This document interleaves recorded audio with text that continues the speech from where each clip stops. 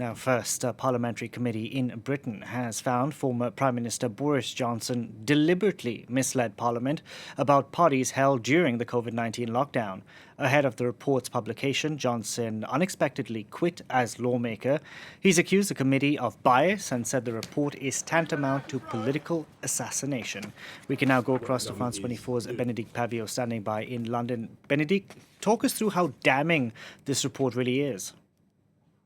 It is absolutely damning. It's 30,000 words, 108 pages long. It takes about 2 hours to read, and it is absolutely, severely, repeatedly, persistently critical.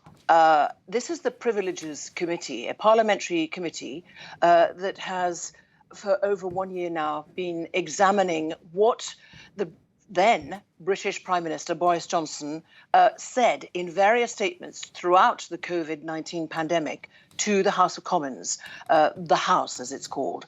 And it has said today that ex-Prime Minister Boris Johnson deliberately misled, which is another way of saying lied, to the House of Commons over lockdown parties at number 10. The committee says it would have recommended suspending Johnson from the House for 90 days because he lied to the House of Commons. Also, just as importantly, lied, they say, although he was under oath to the committee when he appeared before them back in March. The report also says he impugned the committee and was, quote, complicit in the campaign of abuse and attempted intimidation of the committee. It therefore recommends the former Prime Minister should not get a pass which allows ex-MPs to access Parliament after they leave. I mean, this could not be more damning of him. Now, the reason I say that it would have recommended a 90-day suspension is because suddenly, on Friday, 24 hours after he got what is called a warning letter and document, where he saw the as yet then unpublished report, Boris Johnson suddenly announced at about 8:30 local time that he was resigning as a Conservative MP with immediate effect. And that was after having advance sight of this report. And he then added in a very long letter that the committee was a kangaroo court whose purpose, quote, had been to find him guilty regardless of the facts. Benedict, given that Boris Johnson has decided to play this victim card, we've seen over in the United States, Donald Trump use the very same trick. Is Boris Johnson finished politically?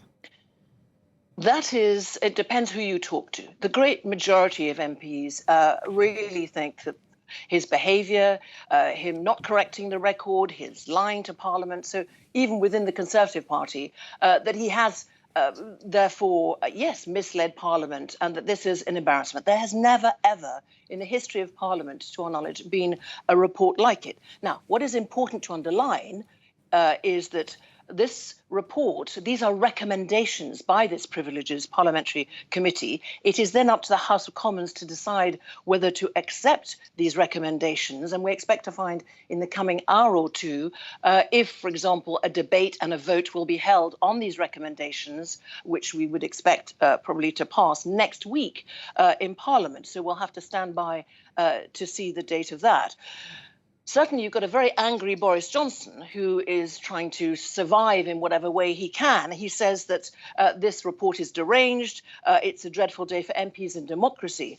But the fact of the matter is that this really does look like that he can't come back from this. But some who are amongst his fans say that he could yet, at some point in the future, distant or not so distant, decide that he wants to stand once again as a Conservative candidate to become an MP, and that he could try and go ahead with that. It's difficult to see how, I can tell you the COVID-19 bereaved families for justice in the UK are actually really damning and say that it's a grim reminder that he lied throughout the COVID-19 pandemic. So it's difficult to see how he could survive. He'll be an international speaker for sure and make a lot of money from that.